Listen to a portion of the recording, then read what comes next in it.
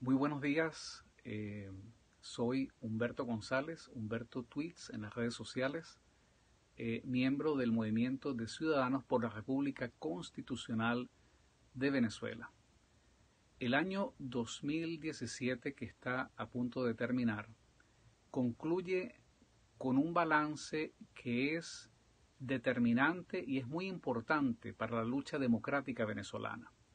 No podemos dejar ir el año simplemente con la discusión y diluirlo en las ambigüedades que habitualmente usa la oposición electoral venezolana. Es importante saber y entender y tener una claridad de los logros que se han conquistado en el año 2017 y que seguramente se van a potenciar para el año 2018. El 2017 significó un año de descubrimiento y de revelación para el pueblo venezolano, porque muchas de las peores sospechas que teníamos sobre una oposición electoral que venía colaborando con el régimen, sobre una oposición que, a pesar de que utilizaba un discurso altisonante, una retórica supuestamente radical, entre comillas, en contra del régimen, a pesar de todo ello, siempre existió la intención de convivir y de cohabitar con la dictadura. Al principio, quizás por la falta de la evidencia fáctica, nos costó un poco argumentar y presentar esto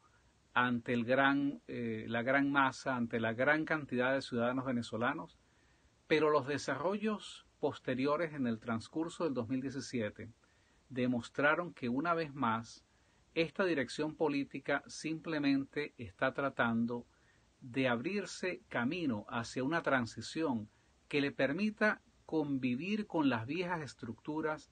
de la dictadura o de la tiranía que estamos tratando de derrocar.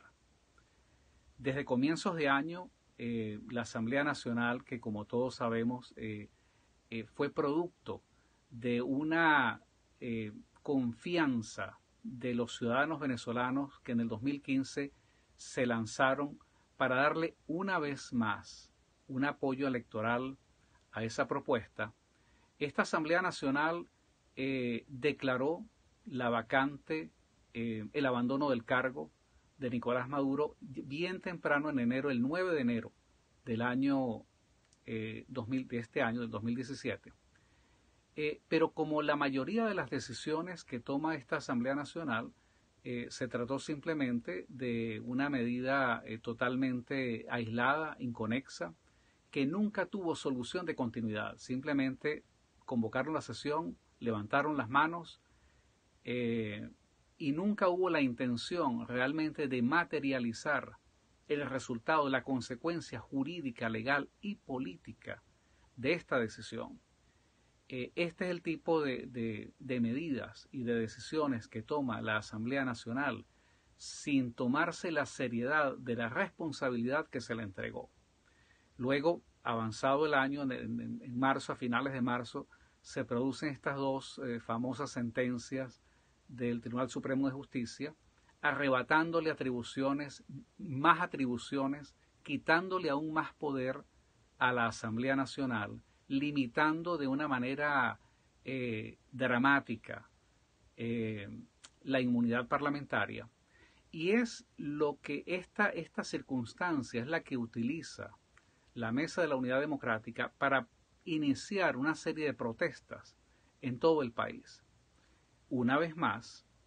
el pueblo venezolano, creyendo de buena fe en la buena intención de esta convocatoria, se lanzó a la calle.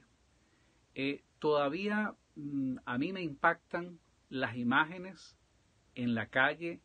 de cientos de miles de jóvenes que fueron creyendo en la sinceridad de esa convocatoria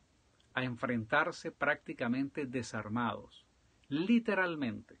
con escudos de cartón, con cascos de jugar béisbol, en una absoluta indefensión a confrontar a las fuerzas militares y policiales del régimen, que de ese lado lo que tenían eran bazucas, tanquetas, balas que sirvieron para asesinar a más de 150 jóvenes. Esa convocatoria que se hizo además de una manera demagógica, de una manera oportunista. Siempre criticamos que las protestas se le dio la concentración, todo el foco estuvo en la región capital, específicamente en Caracas, en la autopista Francisco Fajardo, en el cuadrante del este de esta autopista, pero nunca hubo la intención de avanzar más allá. Se llegó inclusive a la banalización de la protesta, al ponerle horas de 8 a 11, de 2 a 5 de la tarde, y eso creó una serie de contradicciones y de confusiones en la calle, porque en realidad quienes asumieron la honestidad de esta protesta en la calle pensaron que había un interés genuino de ir a confrontar con el gobierno. Pero no, el tiempo demostró que estas protestas fueron convocadas por la MUD simplemente con el objetivo oportunista y pragmático, entre comillas, de crear presión en contra del régimen, o sea, de mejorar su condición, de procurarse algunas ventajas en las negociaciones que ya estaban ocurriendo con el régimen. Esto fue denunciado, alguna gente o muchas personas no lo creyeron, pero los hechos fueron confirmando que efectivamente estas reuniones seguían ocurriendo al momento y al tiempo que se libraba una batalla campal en la calle. Producto de esto hubo una represión inenarrable en las calles venezolanas en contra de jóvenes, en contra de la gente que tuvo la valentía de ir a protestar contra el régimen. Y fue una protesta que marcó un hito importante porque marcó la ruptura de la confianza de la gente, de la sociedad venezolana, con quienes hasta ese momento se abrogaban la representación de la oposición, o sea, con los partidos de la Mesa de la Unidad Democrática.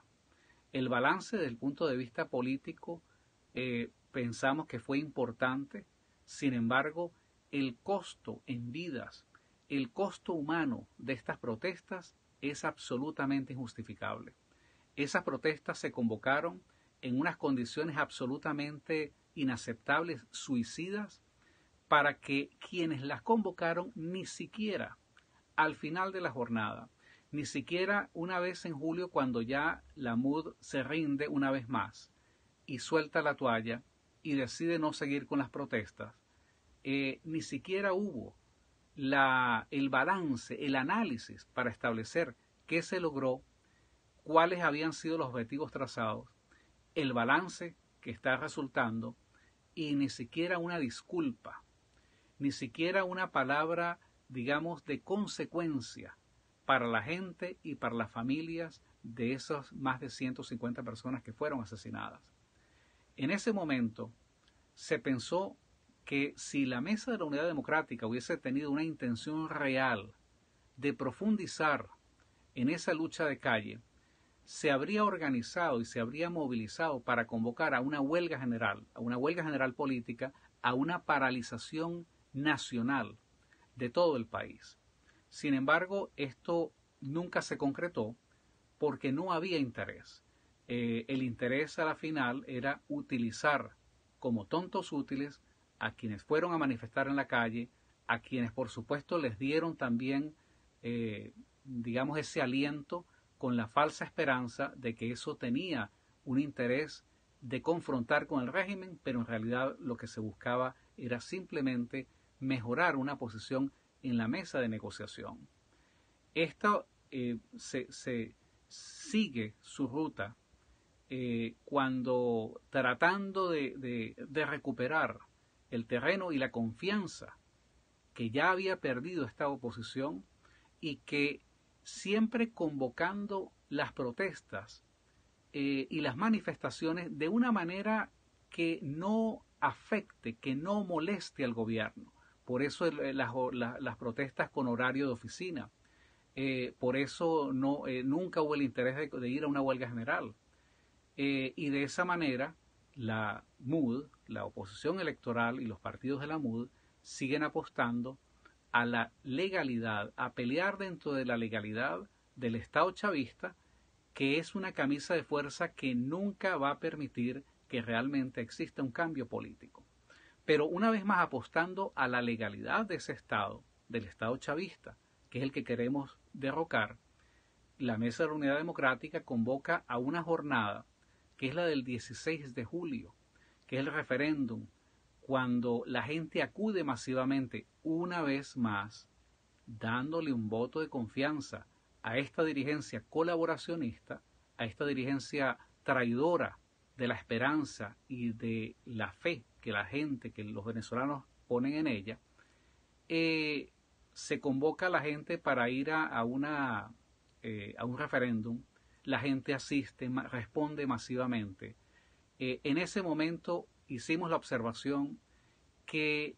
seguir peleando dentro de los rigores, dentro de los límites, dentro del marco de la legalidad chavista, que no es tal, sino simplemente son los límites que les permiten las ventajas a ellos, era una trampa. Y en efecto, cada vez que se basa nuestra lucha en algo que le dé vida a esa constitución que ya prácticamente es letra muerta, es simplemente abono a la confusión que debilita nuestra propia causa democrática. Sin embargo, se verificó el referéndum. Las preguntas pensábamos que estaban supremamente claras. Una de ellas, quizás la más importante, es la que le daba el visto bueno a la Asamblea Nacional para proceder a integrar un gobierno de transición nacional o un gobierno de emergencia nacional. Sin embargo, una vez verificado el referéndum, una vez que más de 8 millones de personas se movilizan dentro y fuera de Venezuela para darle apoyo a esta dirección política, entonces salen los operadores políticos a decir que lo que estaba escrito en esas preguntas no era el significado correcto. Entonces, que nunca hubo la intención de conformar un gobierno de unidad nacional y que lo que nunca se dijo allí es que había la intención oculta de utilizar toda esta movilización simplemente para justificarla, para que la MUD pudiese retomar algo de esa legitimidad que había perdido producto del fracaso y de la traición de la lucha de los 100 días, de las protestas de calle que fueron directamente a un fracaso justamente por una falta absoluta de claridad, pero más que la falta de claridad, por la entrega ya de antemano de esa dirección política a los intereses del gobierno. Una vez que se verifica esta consulta electoral, se crea una expectativa, pero la MUD decide cancelar, decide ignorar lo que la misma gente, lo que le había pedido a la gente que votara. Nunca hubo, al igual que con las protestas, un balance, nunca hubo una explicación, nunca hubo una reunión donde la MUD pudiese discutir estos resultados o pudiese tratar de implementar lo que se había aprobado en esa consulta del 16 de julio. Y por el contrario, no pasaron quizás ni 2 semanas cuando estos operadores de la MUD, sin aviso, sin previa notificación, simplemente atendiendo a su deseo oportunista de entrar de manera desesperada en este proceso de transición de gobierno, decidieron que sí iban a participar en las elecciones programadas por el gobierno para el 15 de octubre.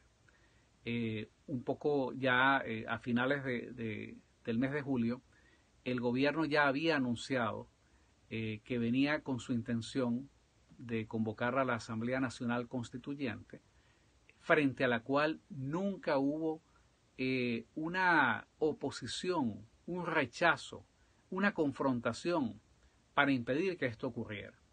El 30 de julio, efectivamente, bajo los auspicios fraudulentos del Consejo Nacional Electoral, una vez más, se fragua este fraude, se monta una asamblea constituyente que todos rechazamos, porque en realidad fue evidente que nadie fue a votar. Los centros de votación estaban desérticos. Sin embargo, a pesar de ello, a partir de ese momento se han comenzado a verificar progresivamente actos sistemáticos de reconocimiento a un poder que es de facto, que no está al poder, simplemente es una fachada que le permite al gobierno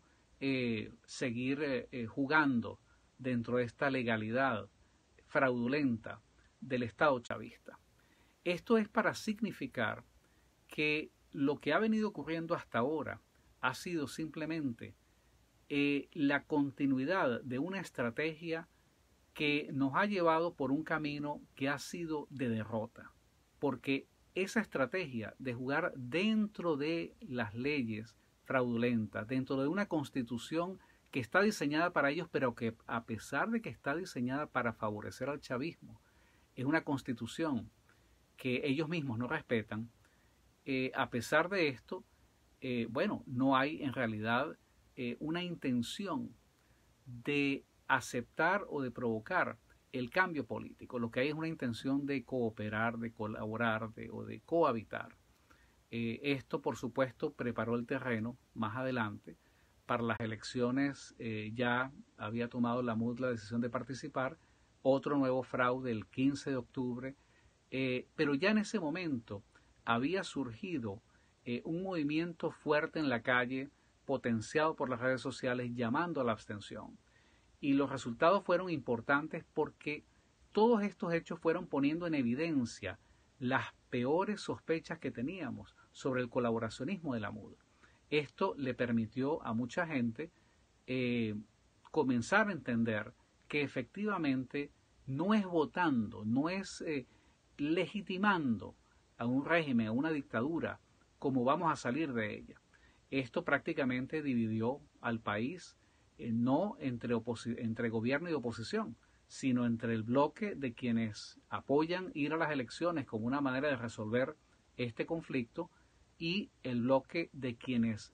nos oponemos a esas elecciones fraudulentas porque sabemos que no son la vía. Luego se verifican las elecciones de los alcaldes, donde jugando a sus habituales incoherencias, la Mesa de la Unidad Democrática decide que va a apostar por supuestamente la abstención, dice que no va a postular candidatos, pero en efecto utiliza terceros partidos, para postular a escondidas candidatos como alcaldes, de manera de poder tratar de sacar algún beneficio. Sin embargo, el gobierno hizo prácticamente una caída y mesa limpia. Nunca hubo elecciones ni el 15 de octubre ni el 10 de diciembre, sino actos de adjudicación de cargos que ya el gobierno había determinado para quién eran. Toda esta relación es muy importante tenerla clara de lo que ha pasado en el 2017, porque ha sido una secuencia de eventos de una convocatoria que hace la Mesa de la Unidad Democrática para hacer oposición dentro del marco del Estado chavista. Por eso ellos hablan de transición. Y esto, por supuesto, choca con la realidad de la calle. En la calle no se ve, no hay esperanza, no se ve, digamos, la ilusión de pensar que por esta vía derrotista, por esta vía de entrega, puede existir una solución a corto o a mediano plazo. Por eso estas dos posiciones se han confrontado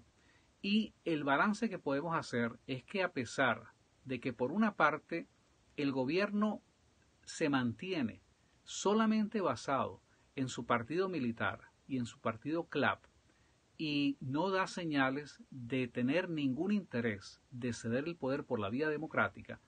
por la otra parte podemos decir que es un triunfo importante que se haya revelado una gran masa, una gran cantidad de ciudadanos venezolanos abrazando las tesis de la abstención política, las tesis de no participar y de no convalidar esta farsa en la cual participa el gobierno y la Mesa de la Unidad Democrática. Y lo otro importante es que se revela que efectivamente, tal como lo veníamos denunciando, la MUD tiene una agenda que no es la agenda de la gente. Esto es muy importante porque va a permitir que se confirme, se consolide ese deslinde que hay. Hay una ruptura entre la gente que quiere el cambio, entre la gente que quiere salir de la dictadura y esta cúpula opositora, entre comillas, cuyo único interés es tratar de negociar, de procurarse algunas ventajas, respetando las estructuras del viejo régimen chavista. A lo largo de este año fueron múltiples los encuentros, los esfuerzos ya no son privados, ya son públicos, que hace la MUD tratando de justificar una negociación que no se traduce en ningún beneficio para el país, que no colabora, que no contribuye para el objetivo que tenemos. ¿Cuál es el objetivo? No es salir de este gobierno de Nicolás Maduro. El objetivo es derrocar, es salir de la estructura fundamental del Estado chavista. Para ello no es posible una transición democrática. Es necesaria una ruptura política y militar que permita avanzar, que permita deponer viejas estructuras para poder iniciar un proceso de reconstrucción de la República de Venezuela. Por eso el mensaje de hoy lo he titulado que no hay en la lucha democrática frente a la dictadura, no hay atajos electorales. Las negociaciones que mantiene la MUD con el gobierno son un atajo. Convocar elecciones en dictadura y tratar de darle a la gente la ilusión de que esto va a cambiar por medio del voto es un atajo para evadir lo que son las tareas fundamentales, que es organizar la protesta.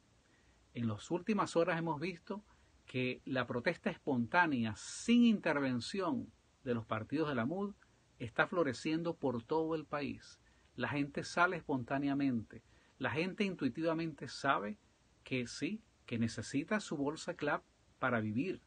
pero sabe que esa bolsa no representa ninguna garantía de más bolsas CLAP y por supuesto menos aún representa una esperanza, una garantía de libertad, donde haya respeto a la ley, donde haya respeto a los ciudadanos. Por eso es importante que quienes estamos impulsando y potenciando la tesis de la abstención podamos propagar estos mensajes y podamos incentivar a la organización, a la realización de esa protesta espontánea, porque esa protesta espontánea es mucho más legítima y es mucho más efectiva que la protesta programada en horas de oficina que ensayó la Mesa de la Unidad Democrática a mediados de este año. Vamos a seguir viendo estas protestas,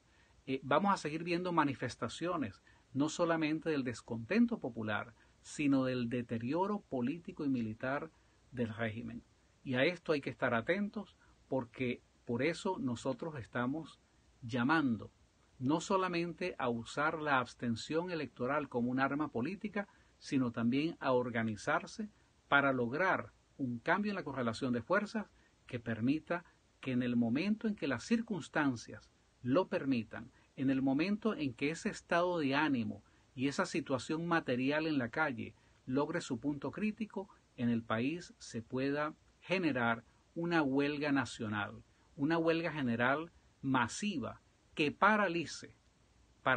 totalmente las actividades del país, cuyo único objetivo es producir, provocar, incentivar la fractura de esa base militar que es la que sostiene fundamentalmente al gobierno. Este gobierno no tiene partido. Este gobierno, este régimen o esta tiranía no tiene pueblo. Lo único que tiene es dinero, algún dinero que les queda para repartir por la vía de la prebenda a través de los CLAP y el carnet de la patria, pero fundamentalmente lo que tiene es el apoyo de la gente que está armada. Y sobre esa minoría que está armada se nos pretende imponer el chantaje a la gran mayoría que rechazamos ese modelo. Por eso la presión en la calle es muy importante y será fundamental en el año 2018 para lograr no solamente esa fractura definitiva del bloque dominante, sino la ruptura necesaria con el Estado chavista. Quiero aprovechar el día de hoy, 28 de diciembre, para igualmente no enviarles un mensaje de feliz año, porque sería una hipocresía de mi parte. El año 2018 no será feliz, y no será más o menos feliz porque yo lo diga, sino simplemente porque el país está entrando en su peor etapa, en una agudización de conflictos, de contradicciones y de situaciones que nos van a llevar al extremo de la resistencia. Yo hago votos, en lugar de invocar a un año feliz, yo hago votos por la unidad de la familia venezolana,